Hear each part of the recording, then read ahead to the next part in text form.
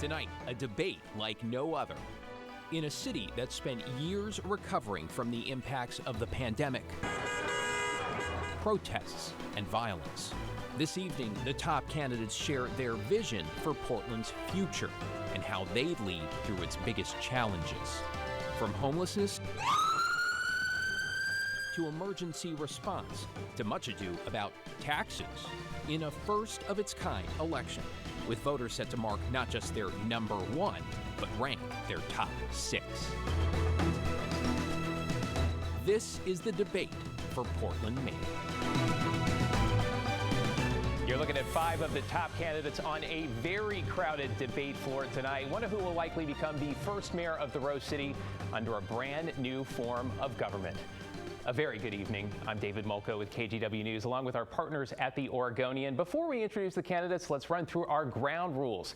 Candidates, over the next hour, you will have 60 seconds to answer questions from myself and my co-moderator, Shane Dixon Kavanaugh, Portland City Hall reporter at the Oregonian. We will pose some questions to all of you, others to individuals. Shane and I reserve the right to follow up and grant additional time.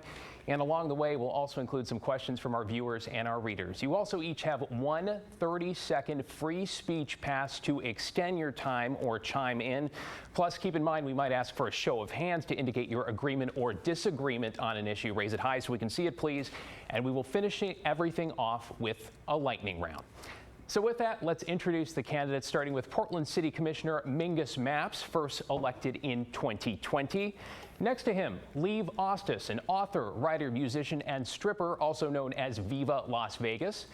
Then we have Rene Gonzalez, our newest Portland City Commissioner, who took office in 2022. He is followed by Portland City Commissioner Carmen Rubio, who was first elected in 2020. And finally, Keith Wilson, the president and CEO of Titan Freight Systems, a regional transportation company. Candidates, welcome to all of you. Thanks so much for being here. I will be watching the time, and Shane will kick us off with the opening question. Shane? Thank you so much, David. Our first question is going to be for all of the candidates. What grade would you give the city's homeless response over the past couple of years? And without pointing fingers at Multnomah County, what specifically would you do differently as mayor? We're going to go alphabetically on this first one, which means Mr. Gonzalez, please start. I'd give us a C. You know, we've done a good job on bringing on task sites and safe rest villages. These have been significant interventions in a positive way for the crisis on our streets. It's actually leading to people getting into housing at rates that wasn't true with congregate shelter. That's been pretty darn good, in particular over the last 2 years. Where we've not been great is on enforcement.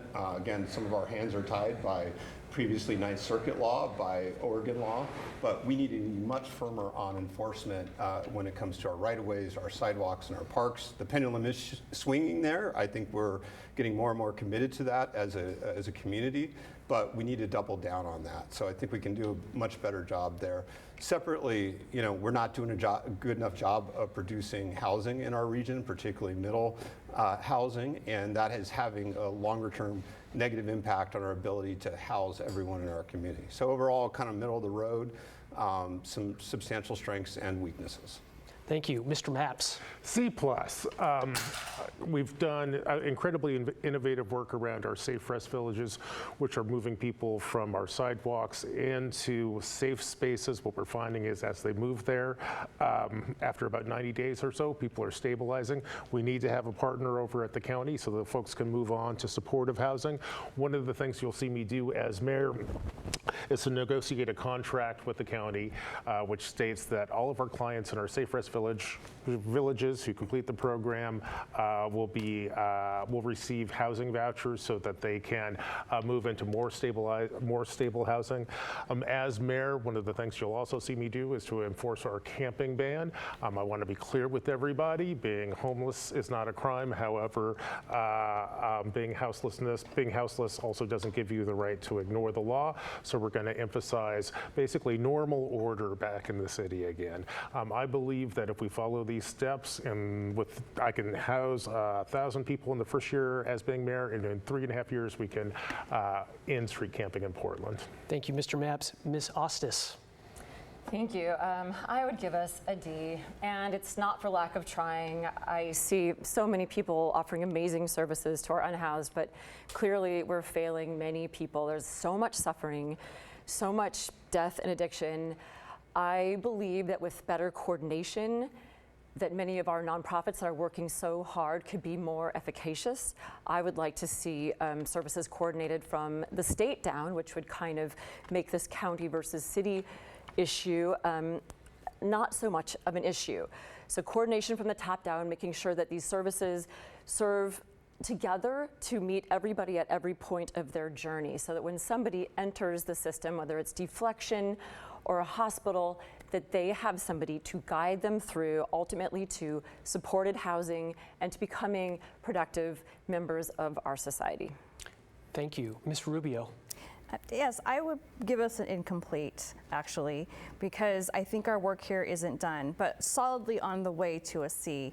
And the reason is, when I first started in my term, one of the first things that we did was pass a policy that made it very much easier to build out shelters with services on site. And so I led a delegation that went down to LA and visited these sites, and by far these were the ones that had the best outcomes. So I'm pleased to see that the wheels are turning. We're having more success with these sites, but we're not done building the system. We're doing our side of the street, but we really need our partners at the county to also hold their corner of the system as well, so that we can have continued success throughout multiple jurisdictions. Mr. Wilson? Thank you. The grade would be an F. So last year we grew unsheltered homelessness 887 souls. So for what my opponents are going to tout as a success, it continues to grow at a pace where now Portland has the highest unsheltered homeless rate in the nation, except for a few other cities. Letting people suffer and die on our streets is unacceptable. And then we have this course of action where we're going to apply tough love without love. That's just cruelty. I believe that every person in Portland deserves a bed every night, not near a school, not near a business, not in a doorway or a tent. And we have to address this as an urgent humanitarian crisis. And if we do that and we address this critical first priority, then we can address all the other associated issues like behavioral health, addiction, and our economic crisis, and then we can begin to repair, restore, and revitalize our city. So I'll end with an F, complete failure. Thank you, Mr. Wilson. All right, we're going to continue with homelessness, as this is one of the issues that's top on most voters' minds here. This is a raise your hand for you all. Raise your hand if you believe the threat of jail time or time in jail is necessary as one strategy to compel some unsheltered people to accept shelter and seek services. Necessary as one strategy. That's everybody except Ms. Østhus. Ms. Østhus, why not? I don't see the carceral system as serving any benefit to a person who's already vulnerable. I would like to see there be abundant housing and abundant services, well staffed to support those people. Maybe alternative shelter for people who really don't want the shelters we offer. Beyond safe rest villages, maybe like Right to Dream 2 type of model, but we have a lack of criminal defense attorneys. That whole system is suffering. Jail is not a place for anybody suffering from addiction or poverty. Thank period. you. Another raise your hand here for all candidates David, here. may I Mr. Wilson, please? just briefly, go ahead. Just to apply the 30 seconds. So yes, jail time, we have to enforce our codes without a doubt. There has to be that threat. We don't necessarily want to arrest someone, but we also are missing that very important link. We have to provide shelter first. So just going to rest, just using tough love without providing shelter is missing one of those very important resources to allow our city to function properly. We've done it in the past. We need to do it again. Provide shelter first. And then if arrest comes to it, then so be it. But we can't let or leave people on the street. Thank you, Mr. Can I Wilson. use my Another raise 30 your hand. seconds? Of course, Mr. Gonzalez, go ahead. With all due respect, I appreciate Keith's focus on congregate shelter, but his plan is going to make it worse. It's going to lead to people dying in congregate shelter. The acuity we see on our streets with untreated mental illness and addiction will lead to people dying if we don't have closely monitored medical intervention in our shelter system. He's trying to sell a cheap model. It's also going to breed chaos and crime to neighborhoods. We have invested a lot in our shelter's security in the areas around it. It's an essential component to intervention here. So trying to sell us something on the cheap and then bad-mouthing the people who want to enforce the law is not good enough, Keith. Mr. Wilson, I'm going to ask you to hold on that. I'm going to ask that very question to you in a minute. Ms. Rubio, did you want to use your 30 seconds here? I will hold on to my 30 Okay, let's do that. A quick raise your hand. Raise your hand if you believe the city or county should hand out or provide funding to groups that hand out tents or tarps. Anyone? Ms. Rubio, why?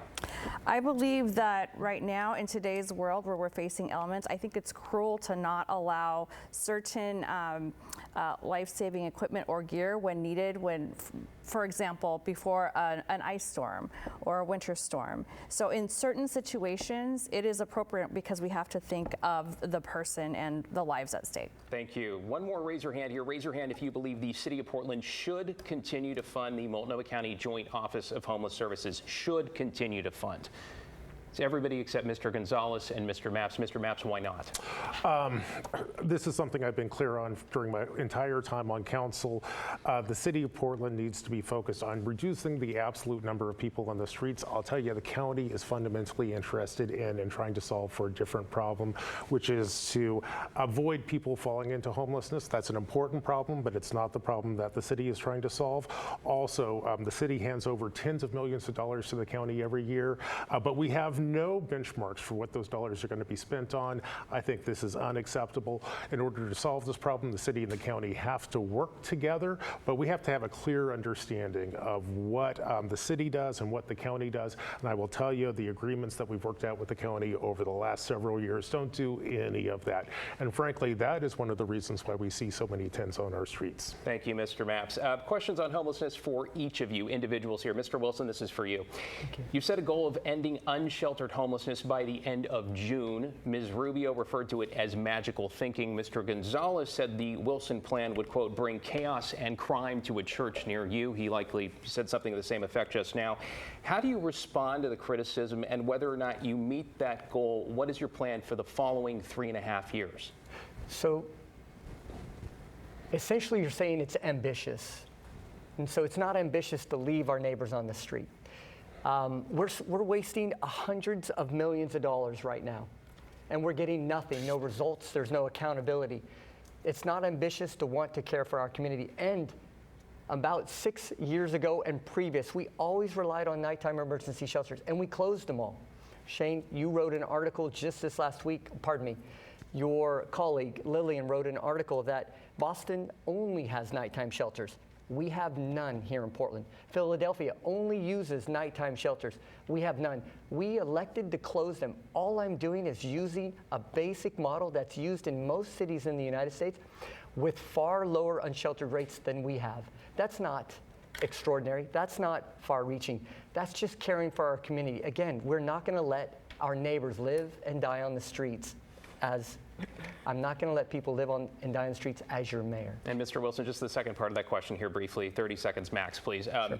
What's your plan for the following 3.5 years beyond congregate shelters? Where do you go from there? So we will provide the needs of those individuals as they come in. We know that when you provide shelter, we have many people, or 35% of the people in Portland are what's called homeless upon arrival. So when you have a community that allows or fosters that behavior of tents and RVs without managing your codes, you're drawing others from the housed and from other communities into our community. By enforcing our community safety laws like no camping and no RVs, you allow those individuals to make a decision. Come inside and we'll care for you. If not, then we'll help you get back home. All right, thank you, Mr. Wilson. Ms. Rubio, this is for you. Your campaign website says the following, quote, Carmen knows that Portland's best days are still ahead and that solutions are within reach. So walk us through a specific policy solution related to homelessness or housing that, if elected, you believe you could achieve during your first year or two as mayor. Absolutely. One of the ones that we're working on right now, as soon as we're ready to move forward and as soon as I get elected, I'm going to implement a 90-day fast pass squarely aimed at housing, catalyzing more housing development. So the thing is here, and most people know that we have a notorious system for permitting, and this would actually specifically give people who are interested in developing housing, and I'm talking housing at all levels, but we're absolutely hoping this will incentivize affordable and middle income housing, that if you have all your financial material ready, your capital stack ready to go, and you are going to build housing, we will guarantee that you will get a permit issued in 90 days. And so that, we're hoping, can tell everybody that we are open for business, and we particularly want to make sure that housing is on the list. And Ms. Rubio, just briefly, why hasn't that been done over the last 4 years? That's a great question, and I think that up until this time, we've been benefiting from, an organic, landscape where we had plenty of housing development occurring, and things were in a better place. But post-pandemic, we're seeing the impacts of no development to low development. It's impacting our Bureau of Permitting. It's impacting the availability of housing for everyone along the continuum. So what we have to do right now as a city is what's within our scope to do, and turn every lever that we have to catalyze that development. Thank you. Ms. Østhus, what's your approach when it comes to the idea of housing first? Should more housing and more affordable housing be the primary response to homelessness in Portland? And if so, what's your plan to achieve that? Thank you. Yes, the number one indicator of houselessness is the cost of living. The higher the cost of living, the more a community has an unsheltered population. I live very close to the bone. I rent rooms to low-income people. I've had tenants move into their cars. We really need more no-income, low-income housing.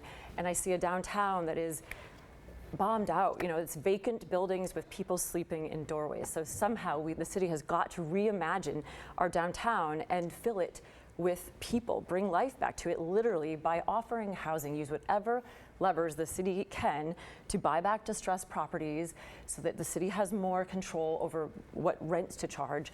And very soon, as people move in, as people families, artists, musicians can live and work downtown, we will have a thriving downtown that will activate all of our neighborhoods.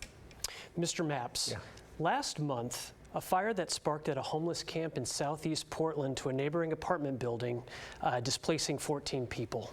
Neighbors and management said they had reported issues with the camp to the city multiple times and literally did not know where to turn. What do you say to those neighbors, and how will things be different if you're elected mayor?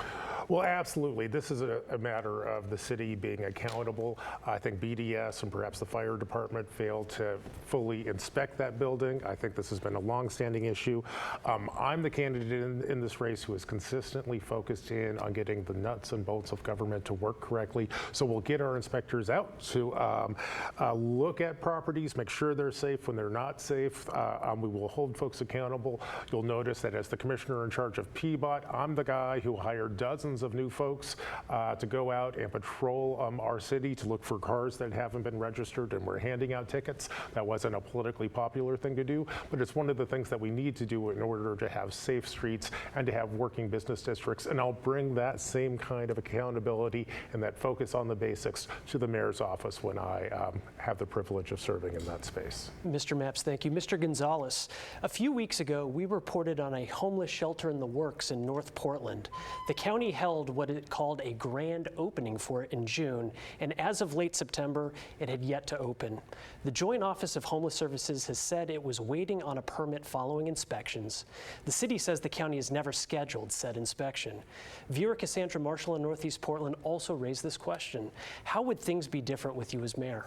Well, getting up shelter as quickly as possible and getting through permit process for housing as well is an essential component to addressing both the front end and sort of the tail end of homelessness. Getting people off the streets into shelter 100% has to be a priority for the city of Portland. I like Commissioner Rubio's idea on the 90 days for residential building on the tail end of housing. Those are all essential components of it. So clearly, I've been the strongest voice for enforcement in the region when it comes to camping. I'd like to be the strictest mayor on the West Coast when it comes to outdoor camping and outdoor drug use. I think that's essential to send that message that we are no longer an enablement community in the city of Portland and Multnomah County. So I think that's a decisive shift in what we've attempted over the last 20 years with respect to homelessness. Thank you. All right, candidates, we're going to move on to public safety, addiction, and mental health. With that comes a viewer question for all of you. This is from Kim Norris in Northwest Portland. Take a look. What role do you envision for Portland Street Response going forward? All right, thanks to Kim for that. Portland Street Response, the alternative to police that assists some people experiencing mental health and behavioral health crises citywide. Ms. Rubio, let's start with you. What is your vision? My vision for Portland Street Response is for them to become part of this integrated, comprehensive first responder approach that we have from the city. We need the right responders in the right roles. And what that means is Portland Street Response, which is a very innovative approach, should be fully funded, and it should have stability, not just in financial stability, but also political stability, so that it can actually fulfill the ideal of the model, and we can see the outcomes and see how it impacts the rest of the systems. It hasn't ever been up to scale as intended, and we need to give it that chance so that we can actually see its impact and know how we can even enhance it further. Just briefly, maybe 15 seconds, what does scale look like for you? Because right now they have 34 full-time staff with 3 more on the way. They operate 8 a.m. to 10 p.m. citywide. So what does that look like? It would be 24 hours and across the whole city. All right. Ms. Østhus, what's your vision for Portland Street Response? I would like to see it expanded and fully funded, and to increase the utility of it. I understand that as it is now, there's a lot of things PSR cannot do. They can't transport, they can't go inside of a building, so the cops sometimes are loath to call them because they wouldn't necessarily be helpful in many scenarios. So I would love to work with the police force and PSR to find how can we increase the utility to really relieve some of the burden on our police force. And absolutely fully staffed. I have a neighbor who's been at PSR for 6 years, and he has compassion fatigue. He needs a sabbatical. He sees so much difficulty out there, and so as abundant staffing 24/7, and again, not a political football, so it's funded, so these people know they have a job the next year, and we can hire the very best people because they know that there's a job the next year, and to understand and support them in their work, because it is hard work. Thank you, Mr. Mapps. I'm a huge supporter of PSR. Indeed, I have been an architect for PSR. I used to be the commissioner in charge of 911 back when PSR was a pilot project in Lentz. And as the commissioner in charge of 911, one of my responsibilities was to work closely with that team to figure out how we grow that. We managed to grow it from a tiny pilot project in one single neighborhood to 95 different neighborhoods. Now, the next steps for this program, I believe, require developing greater coordination with the county. Too often our PSR folks show up and are only able to offer someone a bottle of water or a granola bar. My goal is when they go out to interact with our PSR clients, we're able to do a warm handoff to services which exist at the county. That kind of coordination, frankly, has been missing from the city, and frankly, there has not been a lot of hunger on the current councils to develop that kind of coordination and write it into the contracts we have with the county. But that is the vision I have for both PSR, and that is also the vision I have for our city. Appreciate you all keeping to time here, allowing us to tackle as much as possible. Mr. Gonzalez, what's your vision? Well, it's been a significant intervention to alleviate police responses, right? So the challenge with PSR is that they often are responding to the same person multiple times over a period of time. And invariably, you're going to end up requiring a more significant medical intervention and sometimes law enforcement intervention with the same client, the same person. So it's done a good job of alleviating the front end of it, but it's not necessarily leading to systemic change that I think a lot of folks hope for. I do think that it needs to be more tightly tied to the county. I think at some point we should discuss whether it's better run in the joint office or Multnomah County, in part because they have such strong behavioral health focus. And second, the possibility of transport is a good one. I think that is a possibility. We have to bargain through that to get that really solved, but that is a viable option. The other piece to talk about here is our CHAT program, which is often medical intervention for those on our streets. So we have been able to scale that quite effectively in overdose response and addiction withdrawal. Thank you. And that's time. And CHAT is the community health assess and treat that's under Portland Fire. They're 2-person teams. They respond to overdose calls. They also provide access to medication for opioid use disorder. Mr. Wilson, Portland Street Response, your vision for that program? Very much a supporter of that, but we need to expand its mission.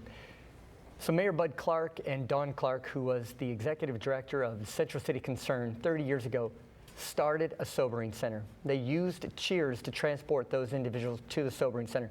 We closed ours in 2019. In the middle of an epidemic, Portland Street Response should have an expanded mission to include transport to a sobering center that the mayor of Portland should have set up 5 years ago, but we still are without, and we keep blaming the county. Those are citizens.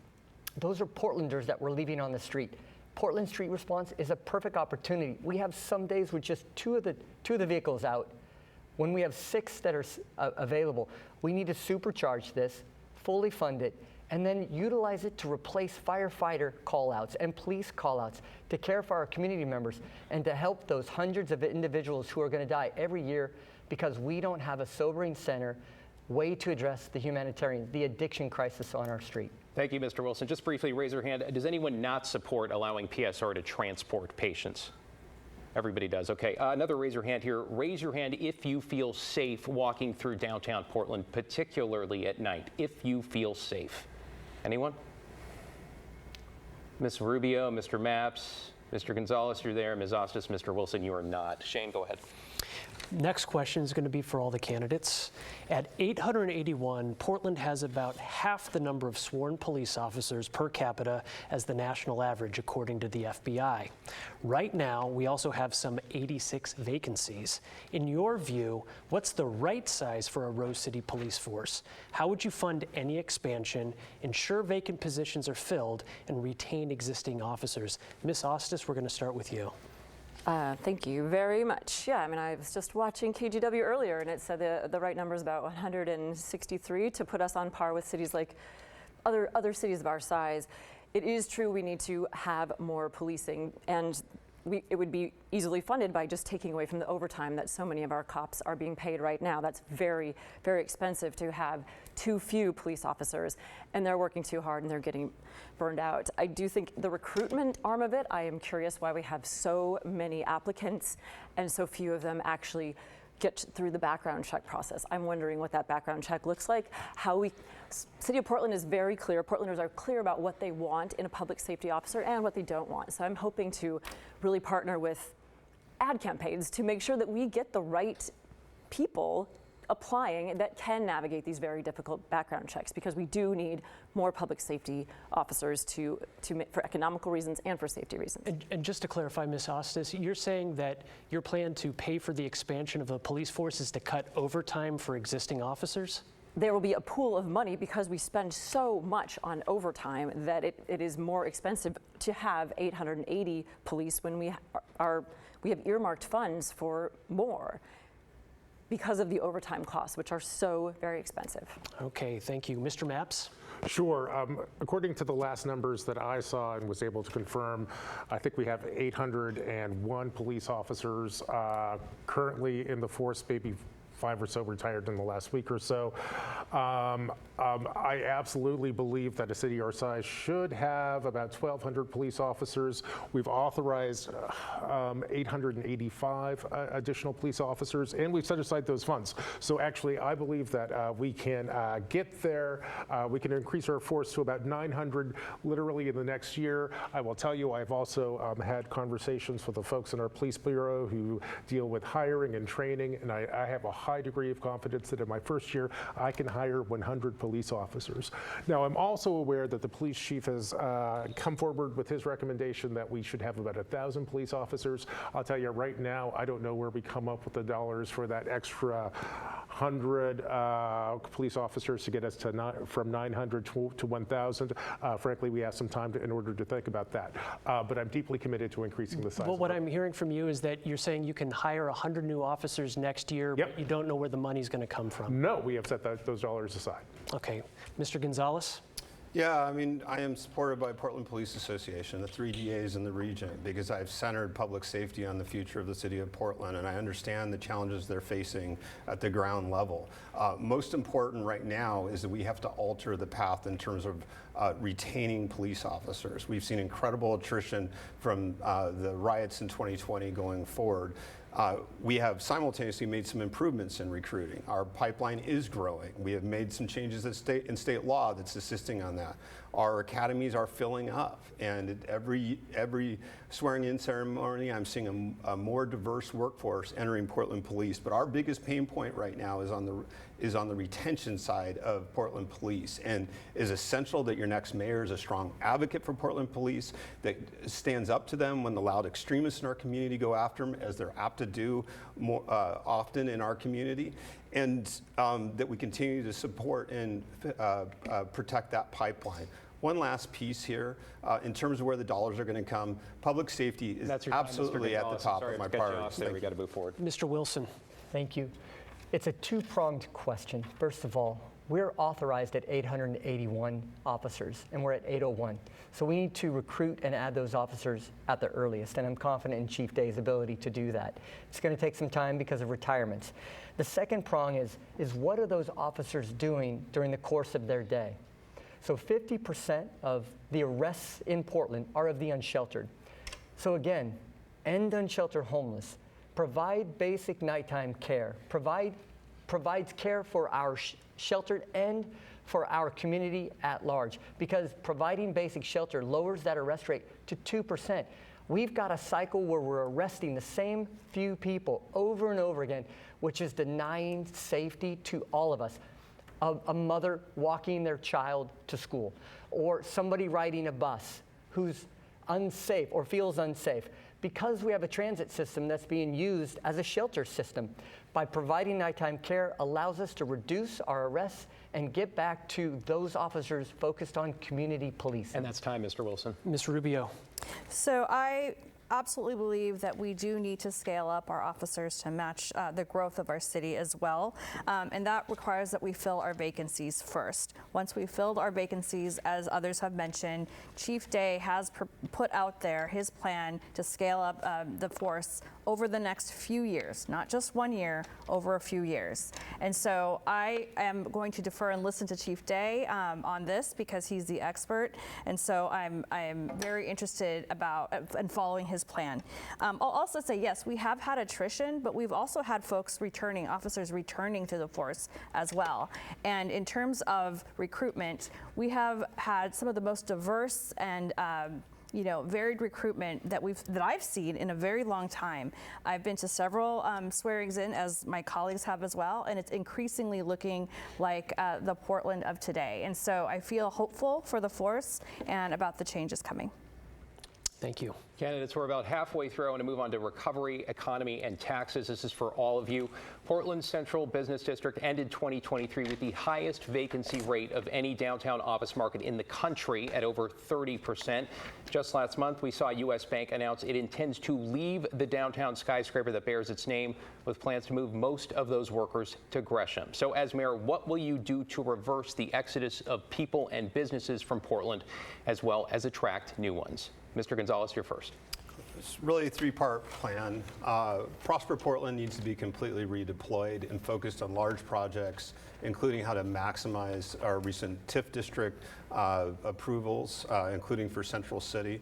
Prosper Portland has been a social engineering group for the last 10 plus years. Used to do a phenomenal job of bringing big projects into the region, including Pearl District and South Waterfront. We need to use that same focus on big multiplying projects when we talk about Broadway Corridor, OMSI across the river, and Central City. Second, we have to be strong advocates for our taxpayers. Our tax burden is way too high because of Metro and Multnomah County taxes added in recent years. We cannot be number one or two in terms of total tax burden and be successful unless we are offering services to our taxpayers that are commensurate with that tax. And folks aren't seeing that value. So we need some relief in terms of tax burden. Last, as the next mayor, you're gonna be a champion for the city, and you also have to lead. That means requiring your leaders to be in the office every day downtown. Thank you. Mr. Wilson? Certainly, our downtown core, as you noted, 30% office vacancy rate and increasing. If we looked at some of the office vacancy rates of other cities that have recovered, we're losing $3 billion in worker wages and rents alone. So we have to rebuild that back. A couple of ways to do that are to create a vibrant downtown urban core. Again, we have all of these Class A, B, and C offices that have to be focused on converting from offices to residential. There's money out there. The Biden administration just released $10 billion. That's free money. We need to go after it. And then when we try and convert one of these buildings, we have to act nimble. There are cities around the nation that are doing conversions and creating the permits in 2 months. They've added thousands of units in downtown. We haven't added any because of our credits that we're offering for businesses to move into our downtown are complex and difficult. We have to accelerate that. But also, to finish, we have to focus on blocking and tackling. We have to restore public safety and cleanliness to our downtown to welcome an influx of people back to our core. Thank you, Mr. Wilson. Ms. Rubio. So for me, I believe that we need an economic development approach that's beyond just Prosper Portland. We can't just delegate those kinds of responsibilities and roles to one agency. It needs to have a more comprehensive approach through the city. We need to be poised and aligned internally to optimize the landscape for businesses so that they can come back. We just also released Advanced Portland earlier this year that provides an economic development framework, and there are some really good things that are in that framework. And also, we've implemented a couple of them. The first being the Small Business Office, which is the first time we've ever had that in the city of Portland for a city of our size. Office to housing conversions that we just talked about. The mayor and I passed that recently to incentivize more development. We need more work. It doesn't pencil out as well as we would, but it's a start. We need to be thinking innovatively. We also passed recently the economic impact analysis, which is also the first of its kind in the city for us. So these things should make a difference for business community. And that's time, Ms. Rubio. Ms. Østhus. Thank you. This is entirely the reason I threw my hat into the ring to run for mayor, is because I work downtown and I've seen its struggles firsthand. We have all these vacant buildings and the cost of living and running a business is too high. So yes, the taxes are too high, and these vacancies, we need office to housing conversions right away. I don't believe in insisting that workers come back downtown. I think that's environmentally unconscionable, but I do see a yearning from my fellow artists to come back downtown and to really make it hum again with activity. So make some of these zombie buildings, as my campaign calls them, make those available for artist studios. In the interim, until we can get these housing conversions up and running, make music studios. Once artists come and bring their energy back downtown, support the small businesses that follow them. Make sure that when their window gets smashed, that the city is there to pay for that. Make sure that, curbside appeal is the city's responsibility, not just the owners. Okay, that's all my time, but thank you for the question. Mr. Mapps. Great question, and I think we all know why downtown is suffering. Businesses and families are fleeing downtown because it's dirty, it doesn't feel safe, and frankly, it's too expensive. We need to focus in on the core problems and the core challenges here. On safety, I believe I can hire 100 cops by the end of my first year as mayor. Homelessness, those tents and needles we see on the streets is one of the reasons why folks are afraid to set down roots and grow a business there. I believe I can house 1,000 people by the end of my first year as mayor, so I will focus in on that. And I believe we also need to focus in on the core of Portland's economy, which is small business. And we all know small businesses are hungry for, frankly, capital. I think we need to reimagine Prosper Portland with a new emphasis on providing small businesses with capital through things like loans, grants, and incentives. And finally, I think it's time that we bring more housing to our downtown. Neighborhoods that do well tend to have a rich mix of both commercial and residential. We don't have enough residential downtown, and I will fix that issue. And that's time, Mr. Mapps. Quick show of hands here. Raise your hand if you think taxes taken as a whole are too high. That is everybody. Okay, we're going to move on to ethics, leadership, and trust. Shane. Mr. Wilson, starting with you. You have no public office experience. Why do you believe you're qualified to lead the city, especially under a brand new form of government where the mayor won't set the policy agenda or have veto power over the city council? So the question is I'm an outsider, and I recognize that, but I'm not new to Portland. You know, I've grown up here, so I know all four corners of our city. This is a powerful position because if you are an effective leader, you're creating your own power base. So the business that I own and operate is the most advanced innovative carrier in the nation, arguably. That same record of innovation I'll bring with me to the city. Operating with a high degree of integrity and accountability, I've built an organization that's based on trust. My team has always trusted me to care for them, and in turn, they've always delivered, and we've always performed at a high standard in a complex operation. It's the same thing that I'll do and provide as mayor for the city of Portland, is to ensure that everybody is cared for, but we operate at a high level of expectation every day to provide the services for all Portlanders. Thank you. Ms. Rubio, let's talk about your 150 parking and traffic tickets, your failures to appear in court, 6 driver's license suspensions, largely before you were elected to city council. Then there was an incident last month where you scraped another vehicle while parking and walked away without leaving a note. Our reporting also shows you were ticketed as a sitting city commissioner for an expired vehicle registration, which a year later, according to records, still had not been updated. Given that history, what can you say to reassure voters who may have questions about whether they should trust you with an $8+ billion budget and whether you will be a champion for law and order? Well, no one is more sorry or embarrassed about those things than I am, and I have since paid all the fees and fines years ago for most of those things, and they're all caught up. But I hope that voters give me the opportunity to show my commitment to Portland and also to demonstrate just how much I want to engage with them around our big issues of our day, around homelessness, around safety, around housing. These are the critical things that they care about right now, and I hope that I have the chance to engage with them and build that trust with them. All right, thank you, Ms. Rubio. Ms. Østhus, you have no public office and it appears little management experience. You've expressed that as mayor you'd be a cheerleader for the city. In an interview on Straight Talk with Laurel Porter, you referred to the job as being a, quote, figurehead and, quote, a stage creature. You also indicated you'd hired Keith Wilson to oversee homeless policy. What do you say to voters who may question whether you have the leadership skills and the policy plans to be an effective mayor? Very fine question. So when I looked at this new form of government, I saw a mayorship that was more of a leader and less in charge of bureaus, less in charge of legislation. And I strongly believe that we need a mayor who can really sing the praises of Portland and reflect the very best parts of Portland to Portlanders, to the nation, to the world.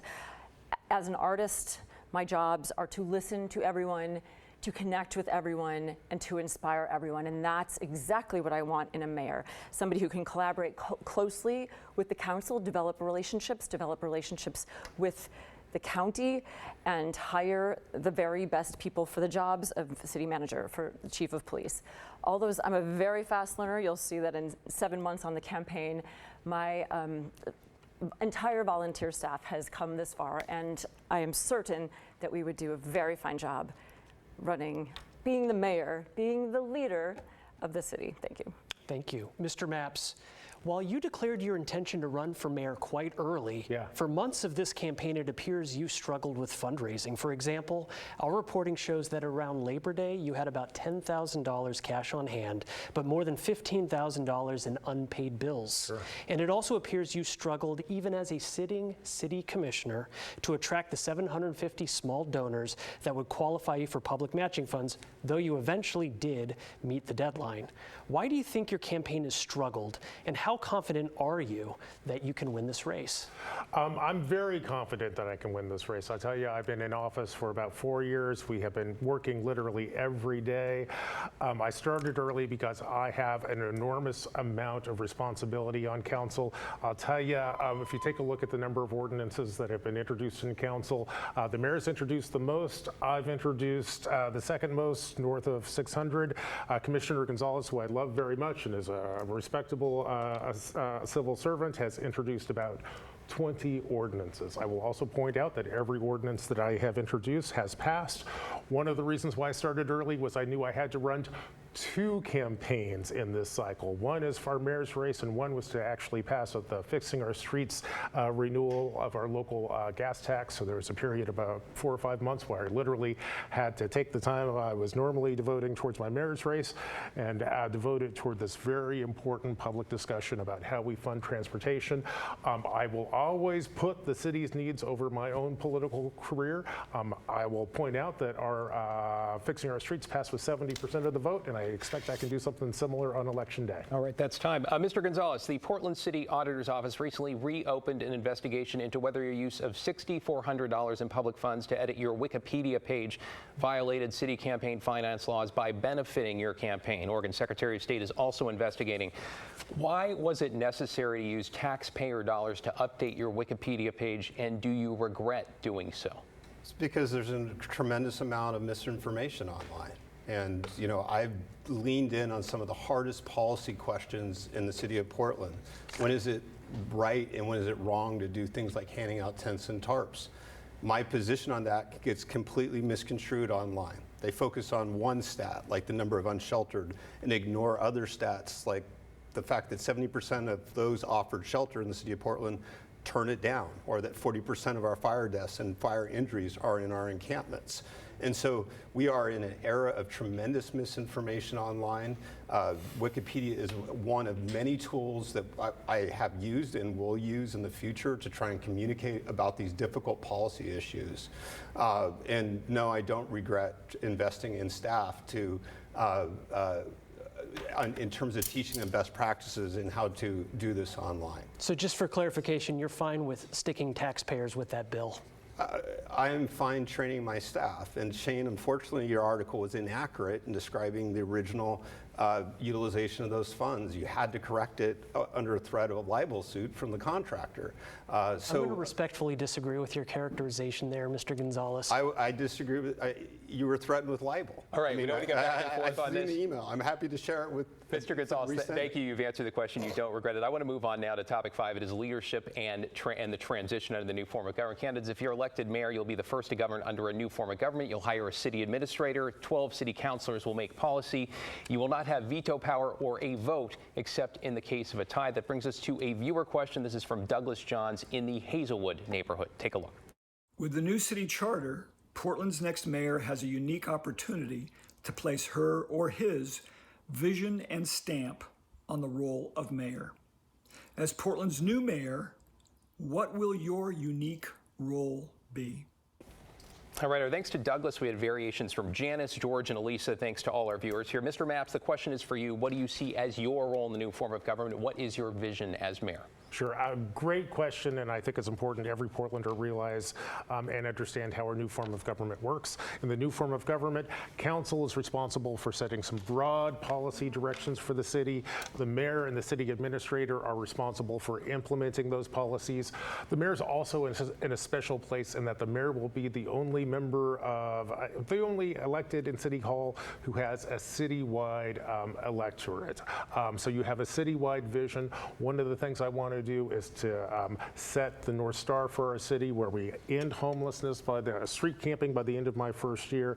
I believe that we can make important progress towards making our streets safer. I also think that we can make incredible progress towards our climate goals, and I hope that we can make our city an equitable place where you can prosper and grow and thrive regardless of the color of your skin or where your background comes from. Thank you, Mr. Mapps. Sure. Mr. Gonzalez and Ms. Rubio, this next question is for both of you. We had this question, as did Bud Fulis, a viewer in Mount Tabor.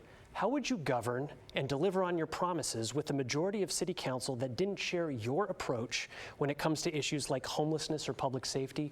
Mr. Gonzalez, please start. Well, one of the essential components is changing how we do community engagement and public engagement on these really hard issues. And part of it is working with council to develop committees that are diving into these issues, really digging into the facts and trying to get past emotion. That's a baseline for us to try and be on the same page as much as possible. Even if we don't always agree on what the right policy prescription is, at least work on getting shared facts and shared understandings of the realities on the streets. That's partially going to be an education process from those that are responsible for execution to the legislative branch.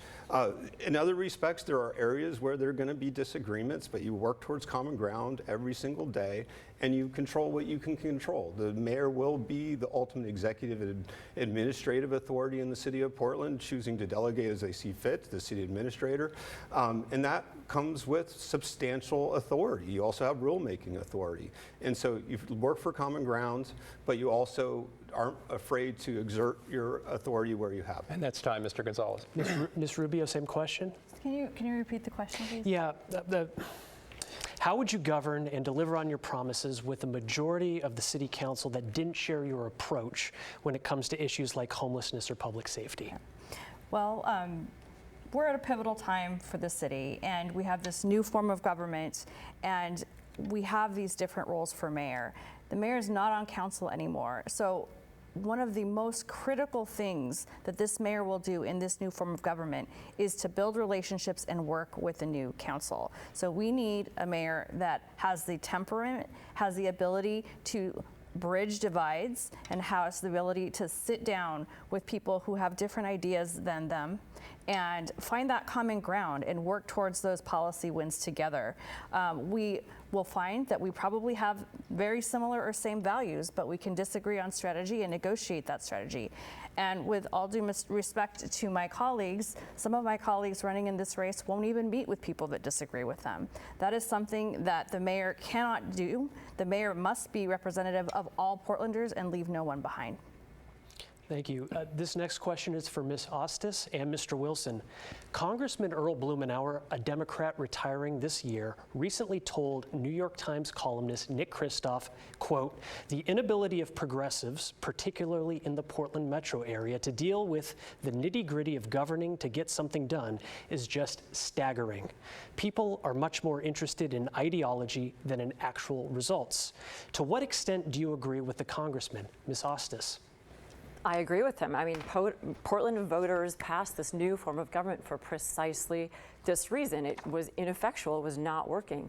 So finally, we're going to have professionals in charge of the bureaus. That should have a lot more utility. We're going to have representatives from each neighborhood, from East Portland for the first time, from North Portland for the first time, gathering downtown. And so all of our Portlanders will be heard. This is a radical change, and it's so exciting. And I hope that Earl feels excitement too, and then I think that's why we're all activated to be in this race, because there is so much at stake, and the mayor will be not have as much power. It's a weak mayor system, but I think that that's appropriate, and I know at least two of my colleagues here preferred a strong mayor system, but I love this idea of the legislators, the bureau leaders leading, and the mayor just reflecting the spirit of Portland, being the face of Portland, and reflecting the heart and soul of the very best Portland that we know. But to clarify, do you agree with the congressman's characterization that progressive Portlanders have placed ideology ahead of results? It's just briefly a yes or no. We've got to move on, Mr. Wilson. Progressive Portlanders. I believe that Portland's progressives have empathy and compassion in spades, and therefore they are changing the government to be more efficacious. All right, thank you, Ms. Østhus. Mr. Wilson. No, it's not progressives. There has to be progress in progressive, though. It's failed leadership. That's what we're experiencing in Portland. You know, my opponents had years to build a coalition, to collaborate and deliver results, and they haven't. It comes down to an individual leadership and a lack of understanding and moving our community forward. There is not progressive or conservative, anybody who leaves thousands of your neighbors on the street to suffer, that brings our economic opportunity down, that brings our city to the point where we're a national symbol of failed politics and policies. It's not about being progressive. It's about having the ability to see a vision, to be innovative, to put that vision into play and recognize you're going to fail along that path and then course correct, improve, and then try again. We've stopped innovating in Portland. We used to be the most exceptional city in the United States, the most livable community in America, and we've stopped moving ourselves forward. We were once progressive, and we've stopped moving and working with one another, and we're leaving our community members And that's to time, suffer. Mr. Wilson. Thank you, candidates. Time for the lightning round. We're almost done here in this section. Unless otherwise specified, keep your responses to a single sentence at the very most. Let's begin with some issues. Viewer Tebber Kennedy asks, would you be willing to spend a night in a congregate shelter or tiny house village shelter? Mr. Maps. Yes, I would. Ms. Østhus. Yes, I have. Yes. Mr. Gonzalez. Yes. Ms. Rubio. Yes. Mr. Wilson. I have multiple times already. Should Portland keep, amend, or eliminate the arts tax? Mr. Wilson. We should amend it. Ms. Rubio. Amend. Mr. Gonzalez. Amend. Ms. Østhus. Amend. Mr. Mapps. Amend. Portland has an $8.2 billion budget. What is one specific thing you would like to cut or streamline for savings, Mr. Mapps? Our permitting system. Ms. Østhus. I'd second that. Mr. Gonzalez. We need to get back to straight line staffing for public safety. Ms. Rubio. Permitting. Mr. Wilson. We're spending hundreds of millions of dollars on unsheltered homelessness. End it and save those funds. What should Portland name its new WNBA expansion team, Mr. Wilson? Oh, goodness gracious. Can I defer and then get back to it? Ms. Rubio. Ooh, Mr. Gonzalez. Phoenixes. Ms. Østhus. Neo Boys. Mr. Mapps. I'll leave that up to the people. All right, final question for all of you. Which of your opponents do you most admire and why? Mr. Mapps. I will tell you, I know all these folks quite well. I consider them to be friends. That's a sentence. Ms. Østhus. I very much admire all of them, yes. Gonzalez. Especially Carmen. I'm a huge fan. Mr. Gonzalez. Mingus. Ms. Rubio. leave. And Mr. Wilson. Integrity and accountability matter. Mingus. All right. Thank you, candidates. That wraps up the KGW Oregonian debate in the race for Portland mayor. Thanks to all of you for an engaging, respectful, and insightful conversation. Election Day is 3 weeks away. A quick reminder here, under ranked choice voting, you can rank up to 6 candidates in this race. On behalf of Shane Dixon Kavanaugh and all of us at KGW News, I'm David Molko. Thank you for watching, and don't forget to vote.